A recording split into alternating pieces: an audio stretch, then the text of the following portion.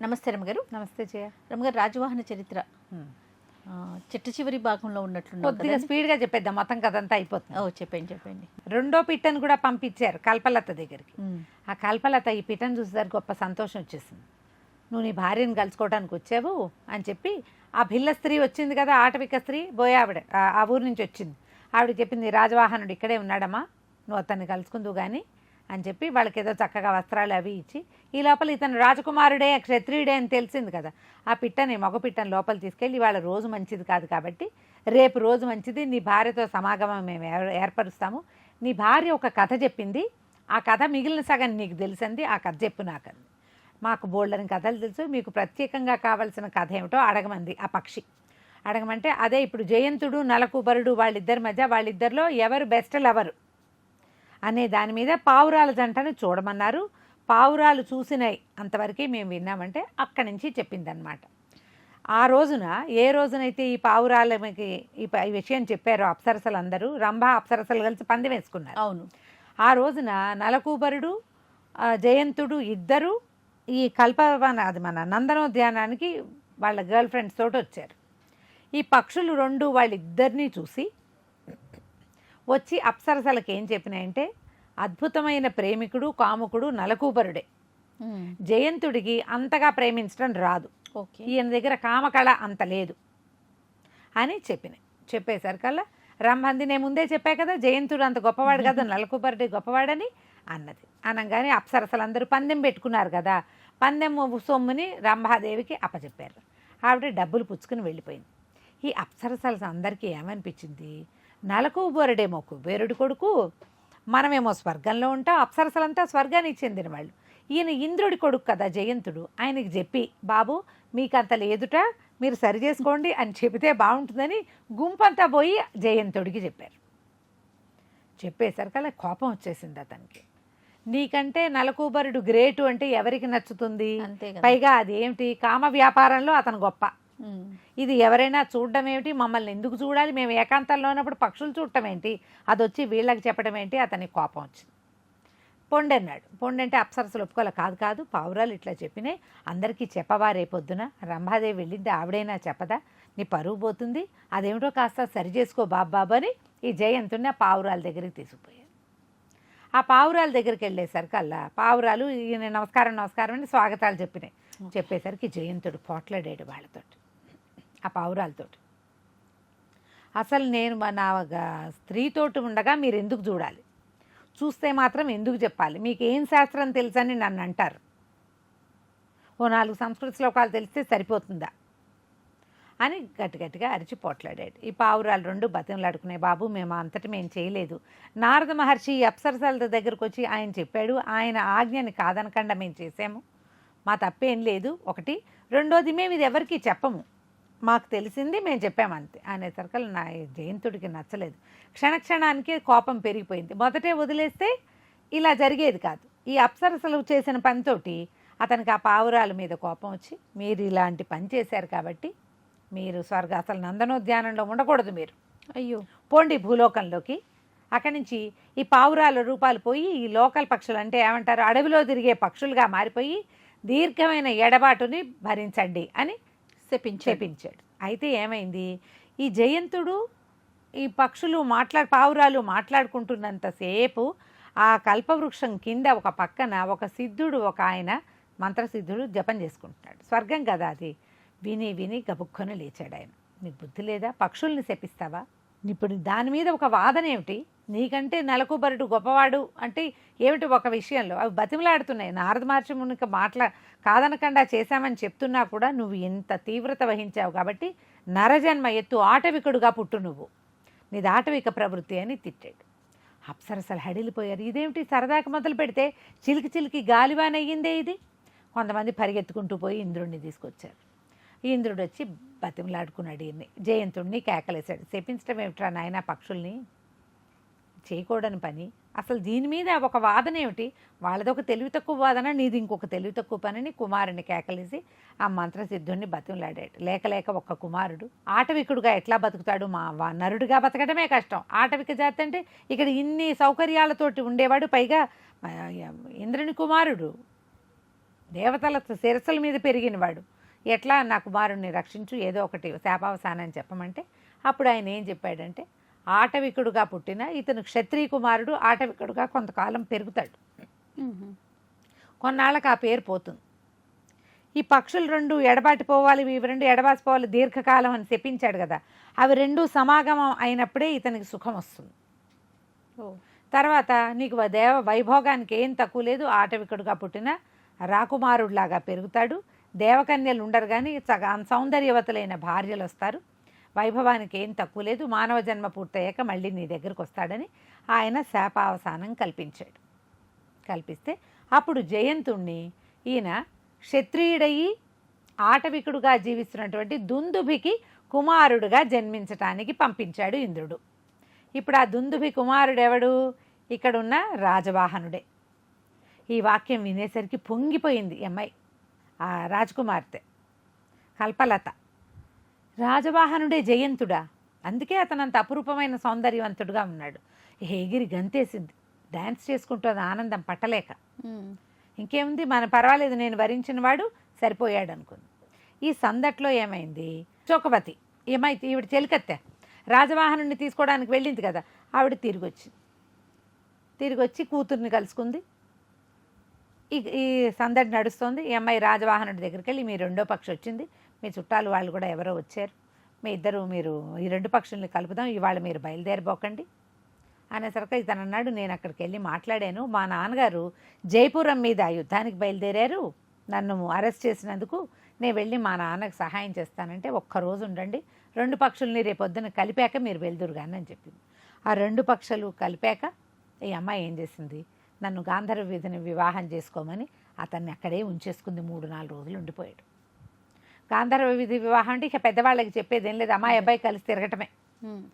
ఈ సందడి నడిచింది. 2-3 రోజులు గడిచేసరికి అశోకవతి తిరిగి వచ్చేసింది, కూతురుని చూడడానికి ఇంటికి వచ్చింది. వచ్చాక అమ్మ వచ్చావా, అతను వచ్చాడు, ఇది వచ్చింది, ఇదంతా జరిగిందని ఆ పిల్ల కాస్త తల్లికి చెప్పింది. కానీ ఈ రాజవాహనుడే జయంతుడని కానీ అతను క్షత్రియుడని కానీ రాఘవతికి తెలియదు.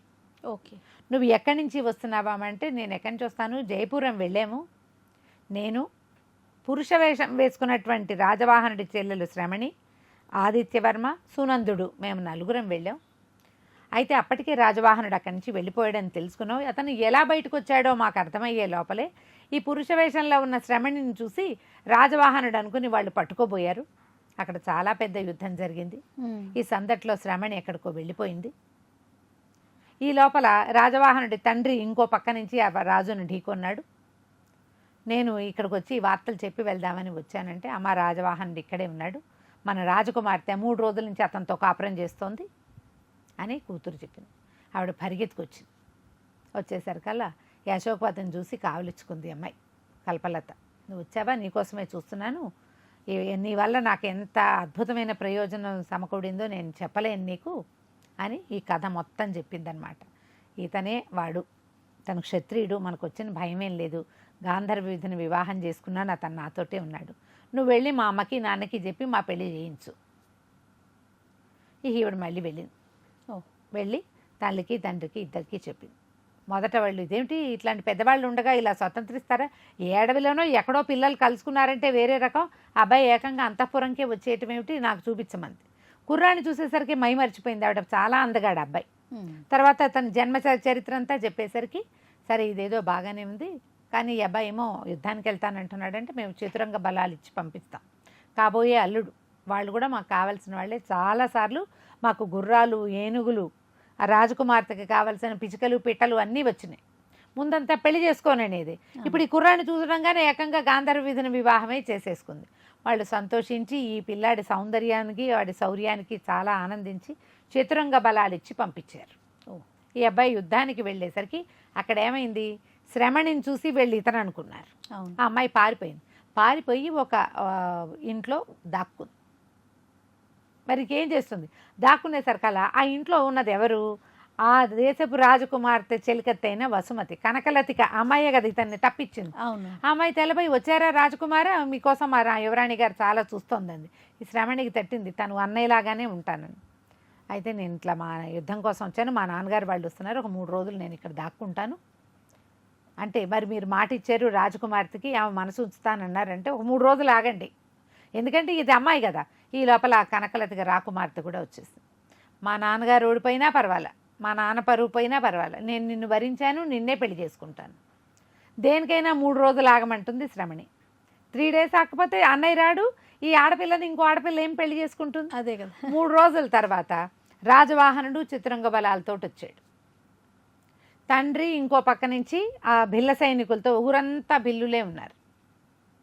ఈ మొత్తం అందరూ కలుసుకున్నాక ఆదిత్యవర్మ తెలుసుకున్నాడు, ఇతనే ఈ విజయపాలుడు, పాత రోజుల్లో తనని నగర బహిష్కారం చేయదలుచుకున్న రాజు. ఓకే. కానీ అతని కర్మానుభవం వల్ల జరిగింది, కానీ అతను తన రాజ్యం కోసం ప్రయత్నం చేయలేదు. సంసారం పెరిగింది, పిల్లల్ని కన్నాడు, ఆ పిల్లలు మళ్ళీ తనతోటి పరిచయం కలిగి ఉన్నారు. దాంతో ఆయన ఏం చేశాడు, ఈ రాజులు ఇద్దరిని పట్టుకున్నారు. 2 రాజులు కదా విజయపాలుడిని మోసం చేసి అదే రాజ్యంలోకి జొరబడి ఇతని మరణం తర్వాత రాజ్యాన్ని ఆక్రమించారు. ఓకే. వాళ్ళే ఈ రాజవాహనుడిని పట్టుకున్నారు. మందపాలుడు, భూపాలుడు వాళ్ళిద్దరిని పట్టారు. అయితే మందపాలుడి కూతురే కనకలతిక, రాజకుమార్తె కదా. అక్కడి నుంచి మొత్తం అందరూ ఒక చోటకి చేరారు. ఆ రోజు ఏం చేశారంటే ప్రజలందరికీ ప్రకటించారు, పూర్వం ఈ రాజ్యానికి 20 సంవత్సరాల క్రితం రాజైన విజయపాలుడు ఇప్పుడు మళ్ళీ వచ్చాడు. అతని కుమారుడే రాజవాహనుడు.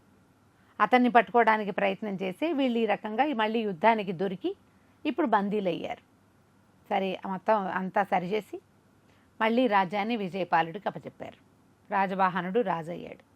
ఈ లోపల ఈ శ్రమణి ఆ అన్నయ్యకి ఏం చెప్పిందంటే, నువ్వు కనకలతకి వివాహం చేసుకుంటానన్నావు, కల్పలతకి నువ్వు మాట ఇచ్చి వచ్చావు, అక్కడ వివాహం ఆల్రెడీ గాంధర్వం చేసేసుకుని వాళ్ళ చిత్రంగ బలాలు మామగారు ఆస్తి ముందే తెచ్చుకున్నావు, ఈ అమ్మాయిని వివాహం చేసుకోవాలి అనేసరికల్లా సరే విజయపాలుడు ఆలోచించుకుని, మరి తన రాజ్యాన్ని ఆక్రమించిన రాజు కూతురే, మాట ఇచ్చున్నాడు కదా కుమారుడు, ఆయన్ని రాజప్రతినిధిగా అక్కడ ఉంచి వాళ్ళకి కిరాత రాజ్యం కూడా ఒకటి ఉంది. ఓకే. అక్కడ అట్టపెట్టి అతని కూతుర్ని ఇతను వివాహం చేశారు. తర్వాత కల్పలతను కూడా తీసుకొచ్చి వివాహం చేశారు. ఈ 2 పక్షుల్ని ఒక చోటకి చేర్చారు. తర్వాత ఎంతకాలమో రాజవాహనుడు ఈ 2 భార్యలతోటి, ఒక కల్పలత కనకలతిక ఇద్దరితోటి, తర్వాత ఈ 2 పక్షుల్ని అలా వాళ్ళతో పాటు జీవిత పర్యంతము తమతో పాటు అట్టపెట్టుకున్నారు. ఆ పక్షులు ప్రాణాలు విడిచినాయి. రాజవాహనుడు కూడా తన జీవిత పర్యంతము హాయిగా భూలోకంలో భార్యలతోటి సంసారం వృద్ధి చేసుకుని తర్వాత శరీరానంతరం జయంతుడుగా మళ్ళీ స్వర్గాన్ని చేరుకున్నాడు. కథ కంచికి మనం ఇంటికి. చాలా బాగుంది. బోళ్ళన్ని మలుపులతోటి పాత్రలతోటి వెళ్తుంది. చాలా చాలా బాగుంది. రైట్. నమస్తే. నమస్తే జయ. And for more videos, please subscribe to iDream. Please subscribe to iDream. Please subscribe iDream. And please subscribe to iDream. For more videos, subscribe to iDream. please like, share and subscribe to the channel. Congratulations, iDream.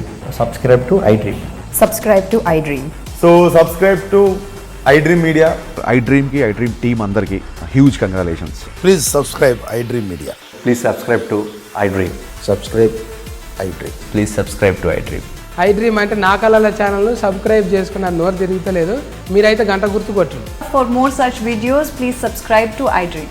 Subscribe to iDream. Please subscribe to iDream. Please subscribe iDream Media. Please do subscribe to iDream. Please subscribe to iDream Media. For best entertainment and information, please subscribe iDream. And don't forget to subscribe to iDream.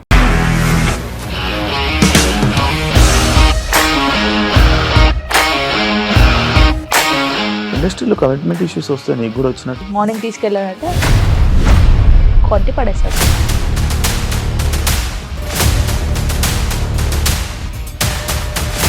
ఒక్కళ్ళు కూడా చూడలేదు ఈ cinema అని చెప్పడానికి కూడా చాలా ధైర్యం కావాలి. అది నిజం కదా, దాంట్లో ధైర్యం ఏంటి? ఇది నెక్స్ట్ డే ప్లేట్ మార్చేస్తే తప్పు కదా. As of now we are comfortable this అని నేను అనుకుంటున్నాను. రష్మిక గారిది మీది ఒకే ఊరంట కదా? నీకు కోపం వచ్చిందంటే బాగా తిట్టేత్తరా? తిట్టేద్దామండి. నిజంగా గేమ్ ని ఎలా చేంజ్ చేయగలిగారు? ఏపీఎస్ఎఫ్సి వాళ్ళకి 6 నెలల్లో నేను 6 లక్షలు కట్టా. బిజినెస్ చేయాలనుకుంటే it is as difficult as riding a tiger.